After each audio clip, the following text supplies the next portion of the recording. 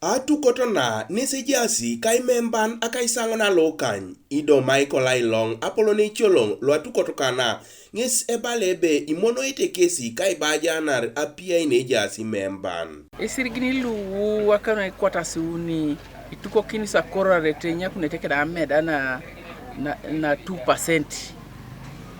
Akepol biya ngaje milioni nyakuni joke de ilukumini yakaisa kanyape. Association yo kwa mraine bila au ka association alo sta konye dimito ari kotona meda ne jei akano la palo lo kantangon marra meda studio bratia kaintunga meda. Michael Okurut eraban lo Atukot kana nges itete mit ai ningoshia noeji atatara Atukotona. Idwe la jaso reria la monye titunga bonebe erokebuno group be poleta personal school fees. Ingento ni kere bala bonebe e joko do bernara kwa ni pedote poleta chi school fees. Well, ejani ngositi na epolo nejasi neje group no itachele loan.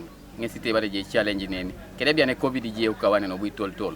Imemba ni chieda kesi neritos eipone loeke una Atukotona kesi. Papa bere yongo apero ngora dumu ni sirigin apero atachi duwe somero pero ngadumu ni sirigin la Agwelanarak nyom osokoni esa jok sine jokare group lo akoto kwa nga manu cheda ngor bo potu kwes do group lo teskin kwes dike uno stomo kale akes sirigin ngun ka ye ngo kwesi aje nga to somai kere business kwa ke wo ameda ngini to somai ngata je duwe somero inyekunu bo ameda ni nyekunu ai usakosal to sirigin ngun mama invest mo sal mo nakabo so inate group lo jokete group lo noi doi somai group lo jok aga group lo ngo na soliti SFD group lo yongo agule ne flotor ngane milioni kanyo kwa na korion keri mo ngambo ngo raila go eliflipito imomu imemban lo Atukot kana kes elomuntos kotemwan lwedu kuntos ebukorungo ido imono ete ilukumina kwatat akaulo na ilapio euni ibore yen kope kwa na ina kikesi etukokinete imilionin akaisa una lukanyape.